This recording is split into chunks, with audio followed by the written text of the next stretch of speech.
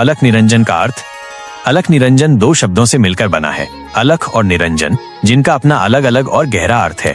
अलख ये शब्द संस्कृत के अलक्ष्य से बना है, जिसका अर्थ है जो दिखाई न दे, जो अनुभव से परे हो, जिसे किसी भी इंद्रिय से जाना न जा सके और जिसका कोई आकार या परिभाषा न हो।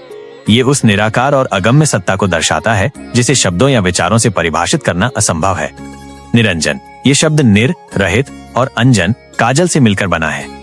इसका शाब्दिक अर्थ है जो काजल रहित हो, लेकिन आध्यात्मिक संदर्भ में इसका अर्थ है दोष, माया, विकार या अज्ञान से रहित। यह उस परम सत्ता को दर्शाता है जो किसी भी तरह के सांसारिक दोषों, मोह, माया या कलंक से पूरी तरह मुक्त है।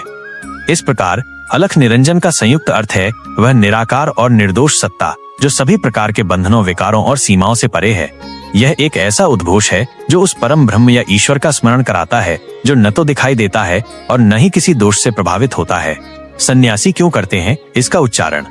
सन्यासी, विशेष रूप से नाथ संप्रदाय के योगी, अलख निरंजन का उच्चारण कई कारणों से करते हैं। एक, भिक्षा के लिए जब कोई योगी या सन्यासी भिक्षा मांगने जाता है तो वो ये उद्घोष करता है। ये एक तरह से ईश्वर के नाम पर भिक्षा मांगने की पुकार है, जिसे सुनकर गृहस्थ लोग उन्हें दान देते हैं।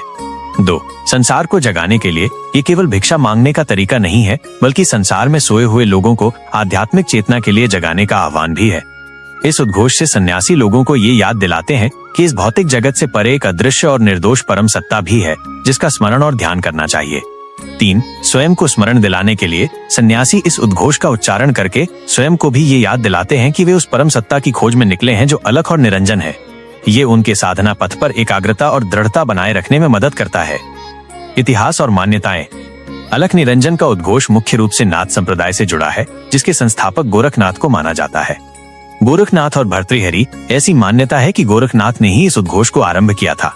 एक प्रचलित कथा के अनुसार उन्होंने इस उद्घोष का प्रयोग राजा भर्तृहरि को संसार त्याग कर दीक्षा लेने के लिए प्रेरित करने के लिए किया था।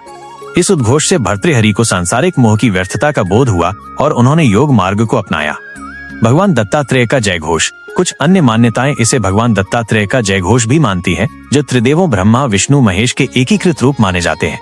चूंकि दत्तात्रेय को भी एक अत्यंत रहस्यमयी और अलौकिक योगी के रूप में देखा जाता है, इसलिए उनके भक्त भी इस उद्घोष का प्रयोग करते हैं। इस प्रकार अलख निरंजन सिर्फ एक शब्द नहीं है, बल्कि एक गहरा आध्यात्मिक उद्घोष है जो परम सत्ता की निराकारता, शुद्धता और असीम प्रकृति को दर्शाता है। ये नाथ संप्रदाय के योगियों द्वारा आध्यात्मिक चेतना जगाने, भिक्षा मांगने और अपने साधना मार्ग पर केंद्रित रहने के लिए प्रयोग किया जाता है। नमो आदेश अलख निरंजन।